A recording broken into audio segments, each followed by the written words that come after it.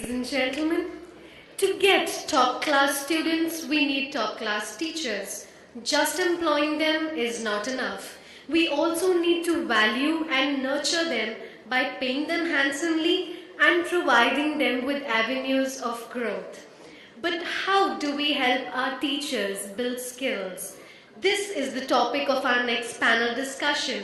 May I request on stage our chairperson for this session, Mr. Lux Rao, CTO and leader, HP Future Cities. I would like to invite on stage our panelists, Chhavi Rajawat, Sarpanch, Village Soda, Rajasthan. Geetha Bali, Chairperson Board of Governors, MANIT, Bhopal. Shailendra Sharma, COO, Pratham Education Foundation. And Dr. Nick Argent, Director, the British School, New Delhi. Over to you, Mr. Lakshra. Good afternoon, everybody. Mr. Chawla, thank you for this opportunity. In tradition, we say, Guru Devo Bhava. We also know that a good teacher is great for economy. A teacher is responsible for building the foundation of the nation. If all of this were true, why are we even discussing this topic of skilling teachers when it should be the other way around, where teachers should be discussing about skilling children or skilling students? But as the case may be, we are here talking about this topic. I'd like to start off explaining to you an anecdote that happened. I represent technology. We've got a very qualified panel over here that comes in from diverse backgrounds, and we'll make it very interesting for you. I'd like to start off actually talking about an anecdote that happened a couple of years ago when we were testing out a technology solution at a school in Bangalore. So we got this solution, and I really don't want to talk much about the solution itself, but we got something called the video book. It's all there on the net. You can actually check that out. What video book essentially does is it kind of legitimizes the use of internet for students, considering that internet is actually a great black hole. Great tool for students, we would think. But then there was a lot of pushback. Why so? I'll narrate to you what actually happened. We were doing pilots in this school, a very accomplished school. I wouldn't want to name it here. In this school, we identified a set of students who would be testing out video book, if you will. In our less informed view, we felt that, this should be a breeze because the teachers will actually support all of this. 6 weeks into the trial, we realized that we were not making much headway at all. The reason is, some of the teachers were not interested in doing all of this. In particular, there was one teacher, very accomplished lady, with lots of years of experience behind her, and she was actually saying that technology, no way. I don't think this is a great solution at all. This is going to actually fail miserably. And if I were to talk about the solution, we were not talking about, replacing teachers at all. Here was a solution that scanned a text, give it any text, it just scans the text, identifies all the key text words automatically, and goes and fetches out from multitude of content that is there, videos that are there, the best fit, which is in line to the context of the student who is actually going through it. This would actually be a great enabler, a support for what the teacher is teaching. But no, the teacher wouldn't have it that way at all. When we sat down for a discussion to identify what the problem was, it turned out that actually the teacher felt she was insecure. She actually felt that this will replace the teacher itself. Now, in the last 5 years, technology has taken main stage, so much so that information is available abundantly. And a lot of us tend to believe, wrongly so, that this technology solutions can actually replace the teacher. No way. I can tell you that, being an organization that actually focuses heavily on innovation and technology, we are far from actually prescribing anything like that. It is asinine to think about that at all in the first place. So what's happening over here is that you got actually, a lot of difference of opinion in the way it is actually happening. How do we enable teachers to actually get into the mainstream of what's happening? If I look at every single sector today, and I represent an IT company, and therefore we know we automate a large number of organizations in India and abroad. Every single sector, if you actually notice, has really taken to technology like water, retail, IT-enabled services and what have you. It's just that we find that teachers are actually not very, I'm not talking about the elite schools which have the best in technology, I'm talking about the mainstream schools.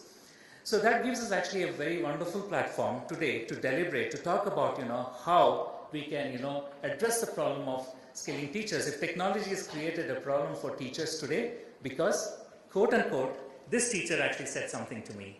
After everything actually kind of, settled down, she had this comment to make. Till about 5 years ago, Mr. Rao, I was the teacher in my class. I was the master of my class. I knew everything. I could answer all the questions that came about. Today, I'm paranoid, worried, and this is 8th grade. I'm paranoid and worried when a hand goes up at the back bench and a question gets asked. I don't even know if the question is right or wrong because I'm not very well equipped to understand what it is. Because somewhere along the line, information, as I said, is available abundantly, but what's the point? There's actually not really usable knowledge out of the internet because no one curates the internet. No one curates the internet. On that note, I would like to actually, invite the rest of the speakers to come and actually, share their thoughts before we get into a discussion. Chhavi, your turn. Thank you.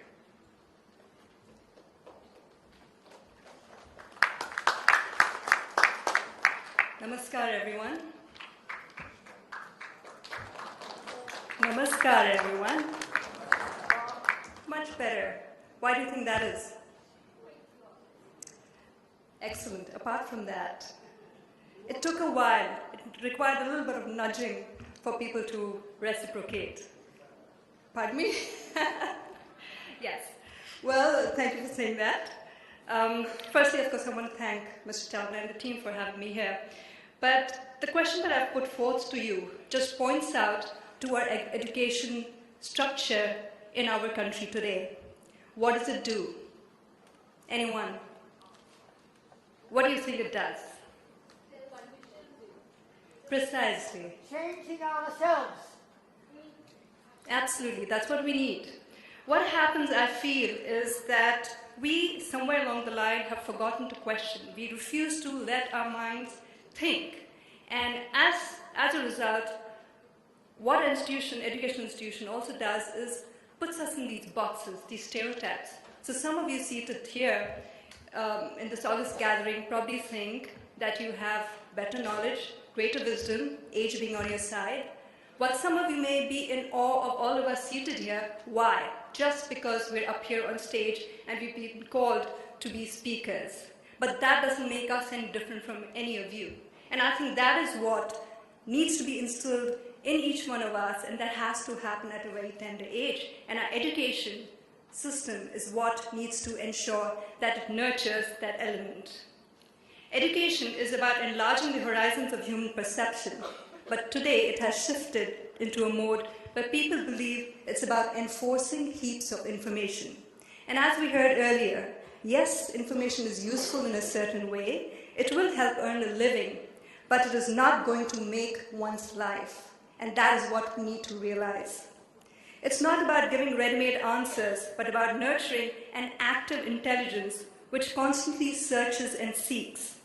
It is for a child to know the joy of wondering about life. Schooling and learning should be a joyful process. Unfortunately, I think for many of us, it hasn't been so. To keep the enthusiasm up, to keep the inquisitiveness alive, that longing to know, that is the actual job of a teacher. The level of education, especially in the rural sector, which is what I represent, I'm a villager and proud to be one. Unfortunately, it is directly connected with the quality of teachers. The availability of such teachers, at least in my area, is very poor. And I do not just mean in terms of attendance of teachers, but in terms of the quality of education that they impart. We all know education and medical line needs people to have a sense of service. Teaching has become an easy profession in education institutions, commercial setups. Therefore, it fails to provide the conducive atmosphere which supports teachers to be teachers and students to be students. What is missing is the connection between the guru and the shishya that a gurukul system used to possess, where teachers dealt differently with each and every student, finding innovative ways to deal with the different personalities that existed in one classroom, ensuring that did not make anyone feel inferior or superior than the other. And therefore, we hear of the friendship of Krishna and Sudama, pointing out the fact that there was no discrimination. The question is, how do we bring in that level of interest and involvement in teachers? Today, there are multiple factors at play. And in fact, you'd read that in today's newspaper as well, where caste, religion, economic status, etc. becomes a base for even a teacher's bias. On top of that, a teacher in the rural sector, by and large, also has emerged from, unfortunately, a lopsided institute, and therefore doesn't know any better, not understanding the difference between CUT cut or PUT put.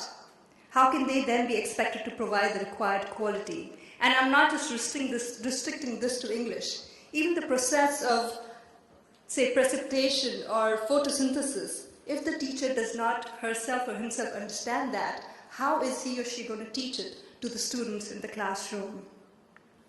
In addition, areas such as mine have an additional challenge of a poor curriculum. And please pay heed here. The 11th and 12th standard students are only taught Hindi literature, Sanskrit literature, and geography, nothing else.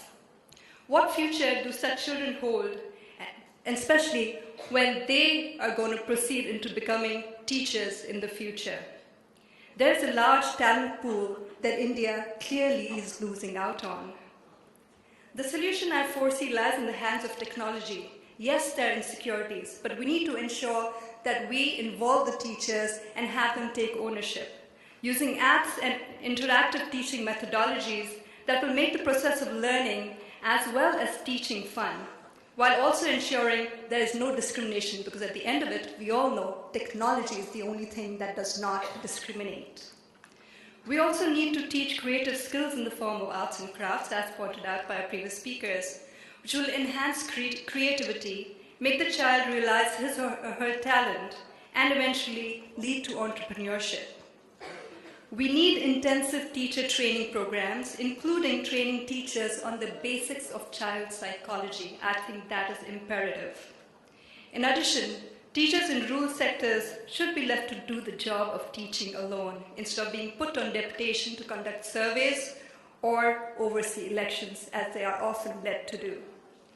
Our syllabus currently is purely informative, catering to the materialistic world, often putting us into stifling boxes of stereotypes and producing self-centered and selfish individuals. If you look at the Gurukul system, it had a balance of spiritual and materialistic knowledge that nurtured the humanitarian traits in a child, thus creating a complex-free, confident, sensitive, responsible, and respectful human being who learned to ask questions and the right questions and care for all living beings, be it animals, be it nature, or fellow human beings. We need an education system that will provide us such an atmosphere and a support system that will bring out the best in teachers and in turn in the students they teach. Thank you.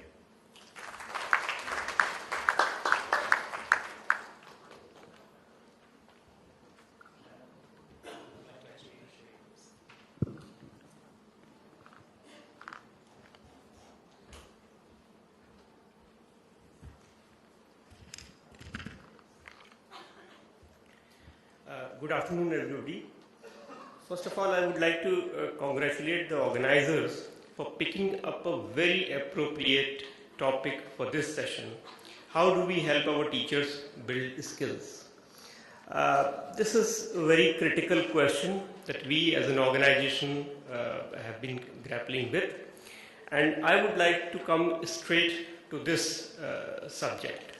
But before that, let me take a few moments, take a couple of minutes to basically set the context of the kind of challenges that the teachers actually face.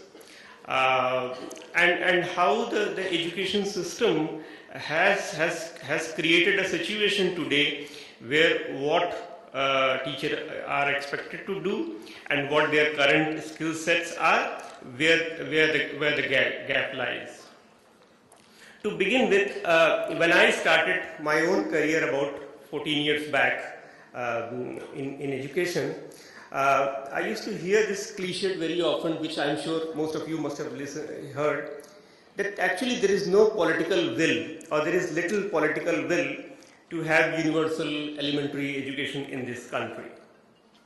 This statement, at least I have heard many times in many conferences, in many seminars. But if you go deeper into it and look at particularly last 15 to 20 years, what has happened? If you look at all the three organs of government, starting with judiciary, taking legislature, taking executive, what all they have done. Judiciary played a wonderful role with landmark judgments, particularly Mohini Jain case, Unni Krishnan case, setting the direction for making education a fundamental right in this country. Legislature responded by bringing a constitutional amendment, 86th constitutional amendment, followed it up with Right of Children to Free and Compulsory Education Act. And if you look at executive action in the present century, in the beginning of the present century, this massive program called Sarv Shiksha Abhiyan was launched. During 11th five-year plan period, public spending on education increased by 25% every year. So if one were to decipher what else can political will mean, I don't know. If this is not political will, what else can be the political will?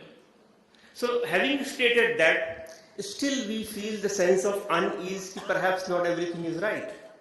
And we ourselves, we have been doing this annual status of education report, and every year we come up with figure, and we have seen that while enrollment has reached near universal level, learning continues to be a big concern. Less than 50% children in grade 5 can read a simple text, which they are supposed to read in grade 2. So how do we explain this contradiction? On the one hand, last 15-20 years have been the period when lot of action has gone, but at the same time we are left with a situation where it looks like bahut kuch nahi hua hai. And I was trying to think through how do we explain this situation, and I would like to share a very small, a real story with you on this front. This story is of a father and a child. This father came from a very modest background with very little means. He went on to do the studies, so he used to go to the college for his higher studies by walking up to the college. And this college was some 7-8 kilometers from his house. After completing his studies, father got a very good job. He started working.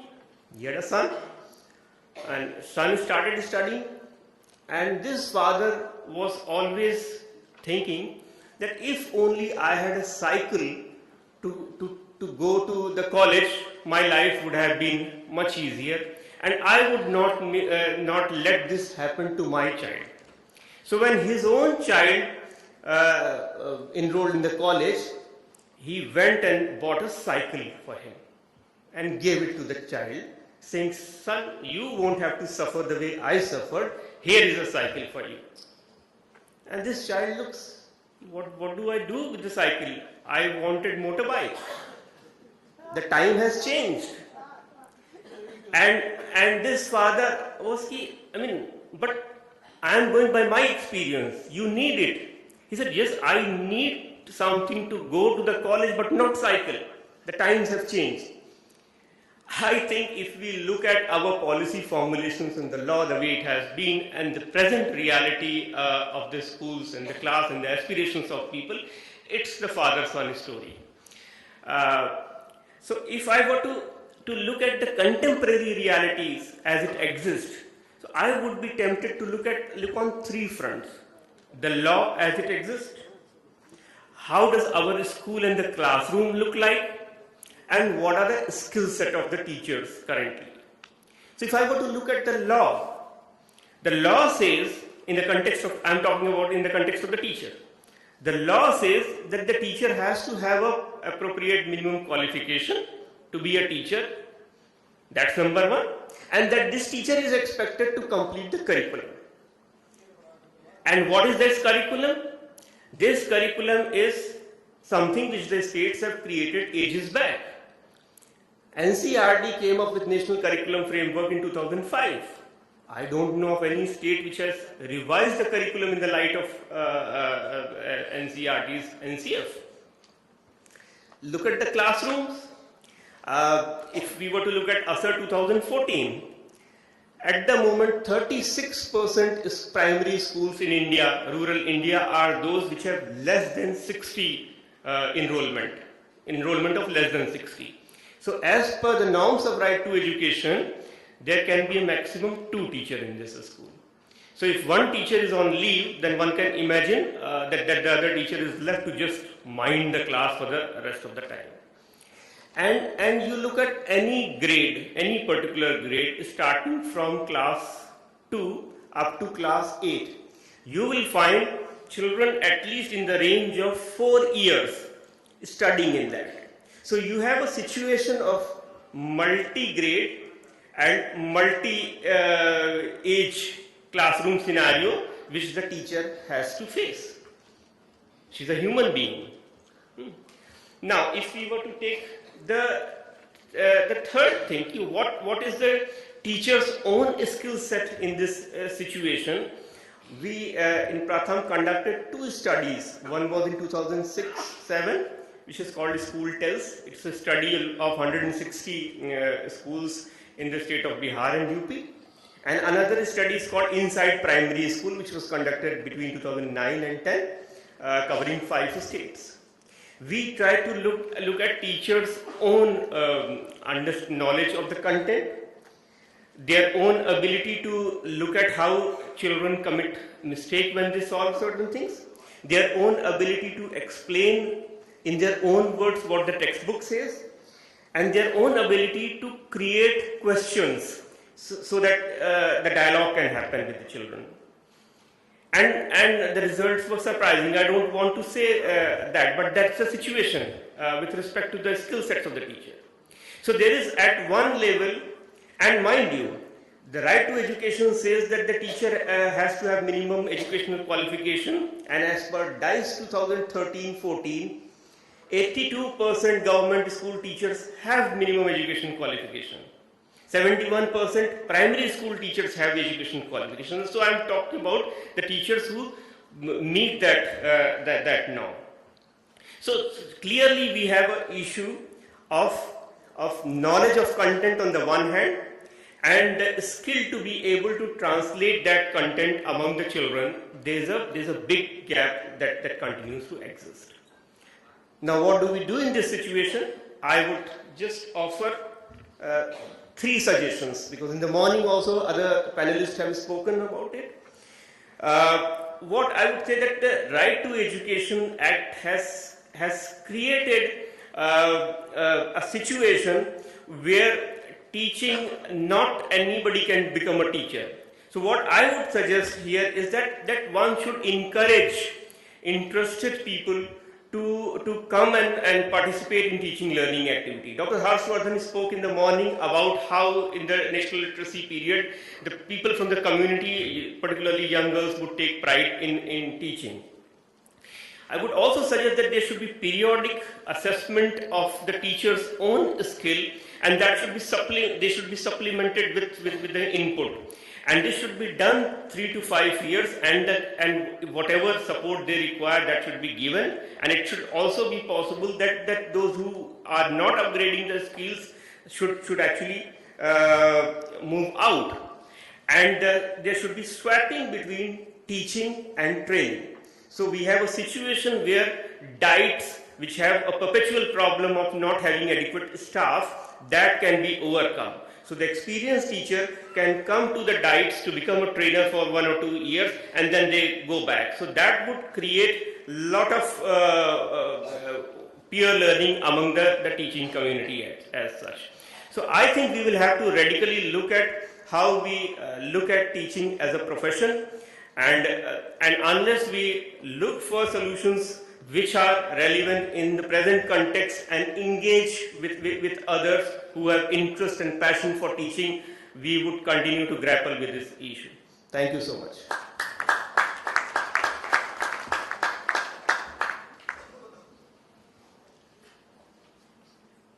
Nick, your turn.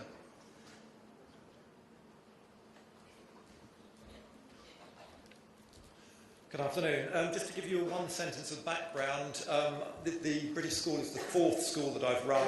I've been a head teacher or director or principal or whatever title you want for over 20 years. I've also worked extensively in school inspection. I've chosen to take this topic literally and say what I think schools actually need to do about the skills. Not what the skills are, but how you actually get a better skill set in your teachers. In my experience, where teachers lack skills, it's either because they didn't receive them when they were trained, or much more typically that the curriculum has drifted away from their skills and they simply haven't kept in touch. Interestingly, there's an emerging international consensus about what characterises best lessons, and it's two things. It's clearly stated objectives for that lesson, and it's a high degree of pupil focus, lessons founded in what the students know rather than what the teacher knows. If you go and inspect in schools in the UK, as I do occasionally, we're not looking at teaching, we're looking at learning. We're not looking at the acquisition of knowledge, we're looking at the acquisition of understanding. That's very easy to start lessons with a plan, you just need to spend some time, but achieving student focus is much more complex, and teachers need a wide range of strategies at their fingertips to encourage pupil contribution and independence. In a situation where teaching is more usually didactic is a big stretch for some teachers. Schools also need to take on board the fact that building skills in their teachers is a tool for school improvement, and therefore it needs to be integral to their school development plan. Head teachers need a map about where they want their teachers to go, and they need a plan that takes them from A to B. The skills themselves tend to be highly specific to the curriculum being delivered and also your students' needs. So I'll move on to how you actually do it. In encouraging teachers to adopt new skills, tactics really matter. Teachers are much more willing to embrace skills, embrace practices already present in their school and already seen in their peers, a comment already made.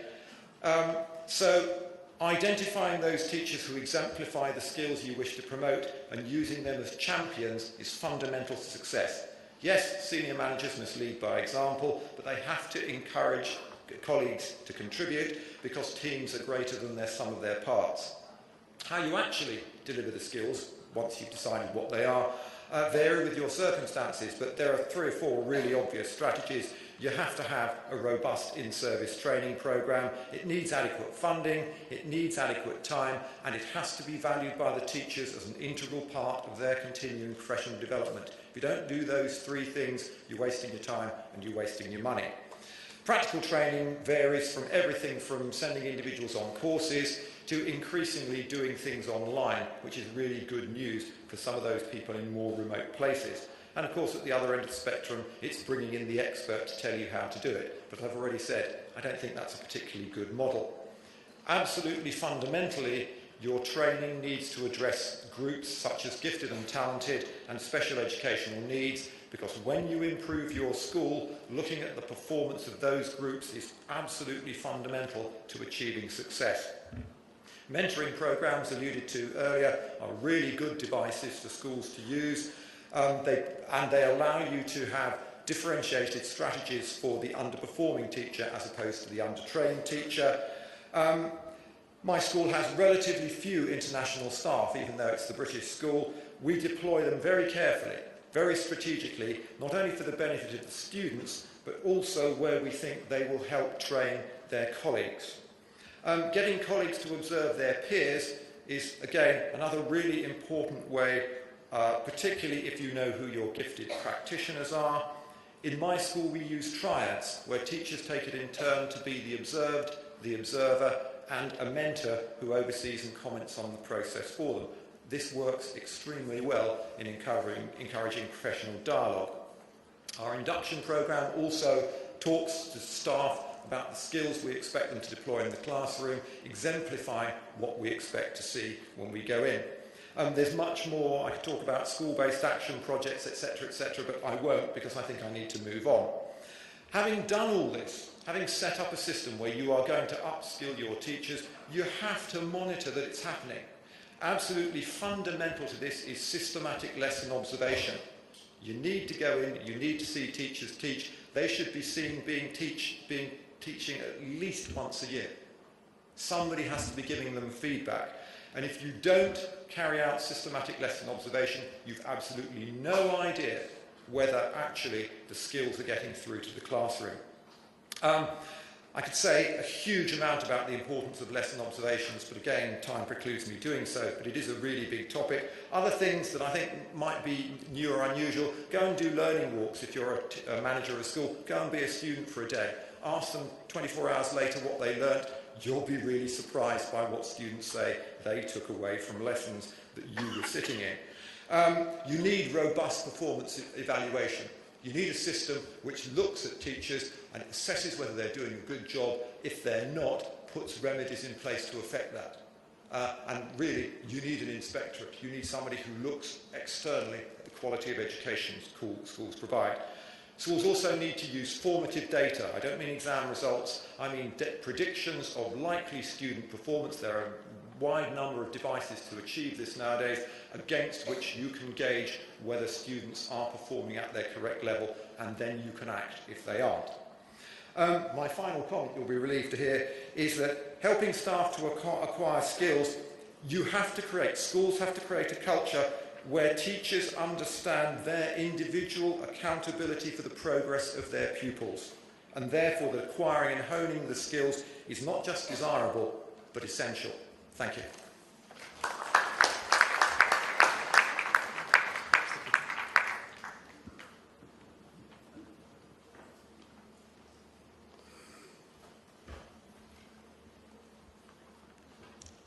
At the outset, I thank Mr. Prabhu Chawla. It has been a very rich experience. So one can identify a single major factor that determines the quality of education, right from primary school to post-graduation. It is undoubtedly the teaching skills of teachers. By teaching skills, I mean not just imparting knowledge, but imparting skills, promoting learning and creative thinking, and developing personality. Majority of our teachers enter teaching profession without any formal introduction to pedagogical skills. Most of them imitate the teachers who taught them. Very often, it's the negative qualities of their teachers. They quickly imbibe, being very strict in the class, rigid, scolding them, or asking them questions just to intimidate, to establish their superiority. These are all shields or weapons used by teachers to cover up their own deficiencies. So teachers do need support system of pedagogical knowledge before they take up teaching, followed by periodic booster programs subsequently also to address new developments that take place in teaching profession. Does training of teachers, does it help? It does. A study was undertaken by Oxford University involving 22 universities across 8 countries, which showed significant changes in the positive changes in teachers as well as their students. So what are the skills that are required, that a teacher is required to have? I have identified 5 important qualities. I call them as SMILE, S-M-I-L-E, subject proficiency as well as overall knowledge, and M for mentoring students and connecting with them and motivating them, I for instilling qualities of inquisitiveness and creative thinking, L for learning skills. They need to be taught how to learn rather than what to learn. They have plenty of source of information. They can gather much more information than a teacher can. Get? So they need to be taught how to approach a subject, how to deal with it, how to understand. Then E for effective communication. How do we impart these skills? That's the biggest challenge. The University Grants Commission has made it mandatory for university teachers who have been appointed to undergo a program. There are 2 aspects, 2 types of programs. One is called orientation program, where they study some pedagogical skills and other things. And then there is what is called as a refresher course, where other teachers mostly come and teach them, talk about their own areas of specialization. But this program has so many flaws and loopholes. I don't want to go into details of that for want of time. This refresher course has earned the popularity of being a refreshment course. but it's attached to API points, so they go attend. They can't escape that. So I have come out with 10 simple suggestions which could be easily implemented. I will quickly read them out. One is training of teachers in teaching skills should be decentralized. It should be the responsibility of respective universities to train their teachers, for which some budget could be allotted by the University Grants Commission. This has a lot of advantages. For example, the expenditure will be much lesser because this travel cost for all the participants and food, accommodation, all these things are taken care of. And it will be easier for those who find it difficult to travel and attend programs, especially women who need to take care of children and elders. They can't go and attend a program which occurs somewhere else. And then are due to health problems, food allergy and so on. For them, they don't have to travel, it's in their own university. Teachers can be taken in smaller batches at a time and trained much more intense and effective. And the time of training could be chosen to see that there is least disturbance of normal activities. Generally, these programs are given all over the country in different places at different times. So teachers often choose to go to such a place where the spouse is living, or which place they have not seen, or when there is some important activity like examination or a convocation is taking place. To escape that, they plan. So all these things are happening. More than anything, being in the same campus, the teachers can be asked to go experiment what they have learned and come back to see how they feel. So all these advantages are there. Secondly, most important components are to be identified and incorporated. The program has become now so diluted with several topics like how to organize curricular programs, how to organize extracurricular programs and so on. Just 2 days ago, I was inaugurating a refresher course in the university. A circular came from the University Grants Commission which said, train teachers how not to discriminate those who are HIV/AIDS inflicted. Now it is mandatory. So the main focus is lost. What all can we teach teachers? What is the purpose of the program? So such a problem is there. And then the program could be split into 3 or 4 short-term courses to ensure substantial training in each area. At the end of each program, there should be visible changes in the teacher. For example, for one week we are focusing on communication skills. At the end of the skills, the training, the teacher should be capable of expressing at least little better than what he did before. Research-based instructional strategies that can help new teachers bridge theory and practice and create high-quality learning environments in their classroom need to be adopted. The strategies fall into 3 categories: organizing, instructing, and assessing. Many teachers do not know how to design a question paper. So the brilliant students are highly demotivated because there is nothing, everybody is answering what a brilliant student is answering. Not so brilliant student is also capable of answering. A question paper must have 3 levels of difficulties, something which everybody can answer, some who are little above average can answer, some only brilliant students can answer. So that's when we can grade them. Now our grading system is so bad that good students get demotivated and poor students still find it challenging. And adopting new technologies, language laboratories could be used with necessary software to train teachers in language skills and make them experiment over there. And it's necessary to adopt evaluation strategies. There is no evaluation of teaching quality or learning environment in the class before a teacher undergoes training and after training. Only when this is done, by getting feedback from students and teachers themselves, we can make this program very effective. Then teachers must be encouraged to teach number of related subjects rather than sticking to just one subject or one topic in which they might have specialized all their teaching career. A lecturer starts with class notes as a temporary lecturer or junior lecturer, and he retires with that same notes, teaching the same subject. So the topics and also the subjects to be taught by teachers should be rotated amongst teachers at least every 3 years, say. So it is not, giving information is no challenge for anybody. This makes a class more vibrant because teacher is also learning. He learned it, and his learning is going to be different from what students learn. He has much more knowledge, he has a different way of, with his experience, and then he's teaching.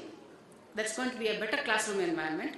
And we need to, I think, abolish this refresher course type of program, because it's not always the best of the speakers who come there. Those are free, and those who are known, those are the people who come there. And there are now so many conferences which are taking place around the year, everywhere, international, national, regional, and so on, which is where they can enrich knowledge. Our science academies are giving summer programs for teachers, where they can learn. We can also ask our other organizations like Institute for Socio-Economic Change or NIAS to organize such programs for social scientists also. There are several ways in which they can enrich their knowledge. They don't need an orientation course. And they also need more hands-on training in laboratory techniques, especially science teachers, because we periodically update our syllabus. For example, now nanotechnology is part of biotechnology program, but all those teachers who graduated 5 years ago, 10 years ago, 15 years ago, they never heard this word nanotechnology, but now they are required. It's in the syllabus. So hands-on training program to introduce them to all new developments that are taking place, which is taking place at such a fast pace, would be very valuable. Lastly, what I feel is it would be very nice to open a number of testing centers, like they have this Kaplan and how they for this examinations PLAB and USMLE, what kind of testing they do internationally. Number of testing centers could be opened for evaluating students and even teachers if required, which are preferably outsourced. A number of universities are conducting number of tests, entrance examinations for master's degree, entrance examination for PhD, and so on. And this NET type of certification examination must be mandatory, must be made mandatory for all. Now PhD, those who have done PhD are exempted from that. But PhDs are obtained much easier. It's easier than passing a master's degree. So even class tests and internal assessments, we can use these test centers. This will be less demotivating for brilliant students, and also all the problems that are associated in our evaluation system that can be taken care of. And students also will know where they stand. And also certification after undergoing this kind of evaluation could be used for giving API marks for teachers. Now when they attend the orientation program, we are giving them marks, but if they can take such a test and come back, it could be any type of skill, evaluating their skill, and give them API scores that will motivate good teachers at least to make use of that. So these are some of the suggestions I had in this regard, and also the others have given some valuable suggestions also. Thank you very much.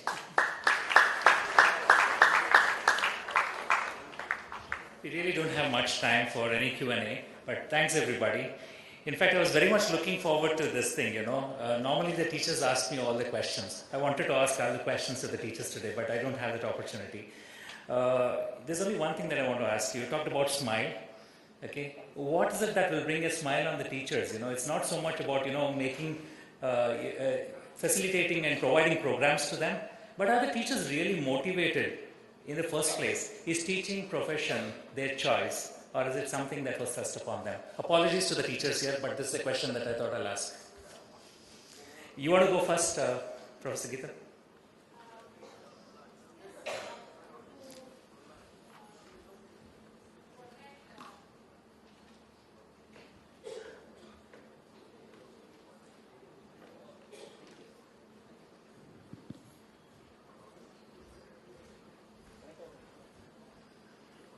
It's not okay?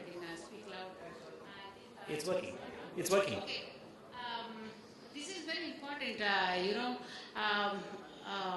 how the attitude of the teacher matters a lot for students. When you ask students now, a historian, if you say, why did you choose history? He says, I had a wonderful teacher in my high school, a wonderful history teacher, he says. So that motivates, and this is, while we impart skills, this has to be one important aspect also. Thinking that we can attract good teachers, the salaries were raised for teachers.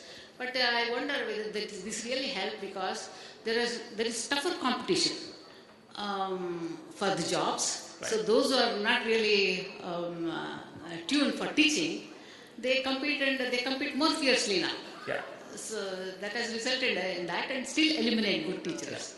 So this has to be, I think, in US I know they don't take any students in the kindergarten and schools if the teacher doesn't have a smiling face and looks very serious, and so they do look into such aspects.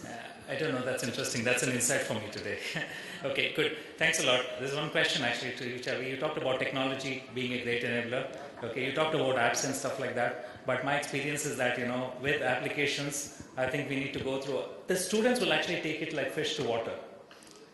The teachers actually, probably are, pushing it back. So what are your thoughts, quickly?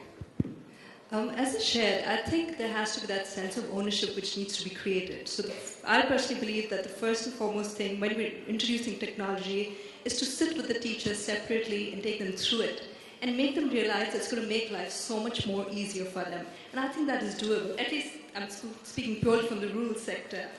Again, I will point out, reiterate my point of ensuring that we're able to create well-nurtured human beings, because if you understand your own self and you're true to yourself, I think you are very comfortable in whichever space you're in. At the moment, how our education system is, it's such that while we've heard about aspirations, it is also somewhere not inculcating or not taking into consideration anything about dignity of labor. Like, I have no problem doing the job of a janitor, because I know who I am, and that's not going to demean me. But are we able to inculcate that, thank you, in everyone else? And that includes teachers. Sure. And also, answering your previous point, if I may, in villages I've noticed people are looking at a teaching job only so that they can get the job security of getting a sarkari naukri, ensuring that they cannot get sacked or not easily sacked, and that is about it. So how do we ensure that motivation comes in? And I think if one takes time out and takes the teachers through the way we would do students, but ensuring that they see the value in it, they will adapt it instantly. And I've tried it, not technology, I don't have the expertise there, but whenever we've tried introducing innovative aspects into the school, initially, yes, there was resistance, but I told the principal and I made him feel that it was his initiative and he and his teachers would benefit from it. And slowly, they're the ones who've actually carried those programs on. Yeah, very well articulated. I think there's a very broad spectrum of issues and topics, and we can't really do justice to all of them. But you heard it all. You had experienced teachers over here. You had people who are doing great work on the field. And no one can complain about gender diversity here, because both the questions are asked to both the ladies over here. Thank you so very much. It's been great. Round of applause to the very illustrious panel over here.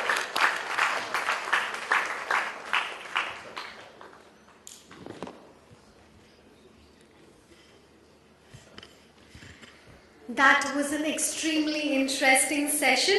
May I please request our honorable speakers to kindly remain on stage, and I invite Mr. Chawla to kindly present mementos of gratitude to our speakers. In the morning I made a remark, Lux is here, he made the same remark in the afternoon. The teachers are feeling insecure. I asked him one question in the morning which nobody has answered so far, that our education system is becoming like my grandchildren are learning more from iPad than from the teacher.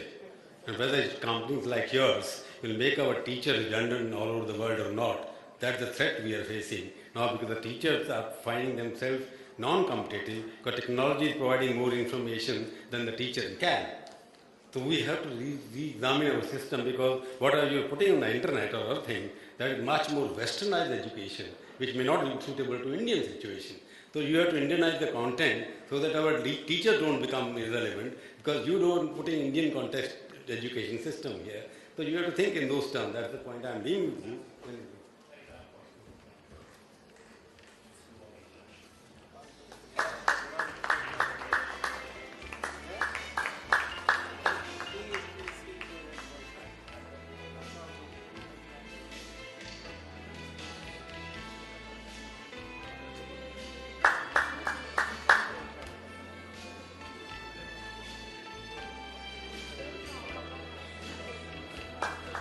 May I request you all to please step forward for a group photo opportunity?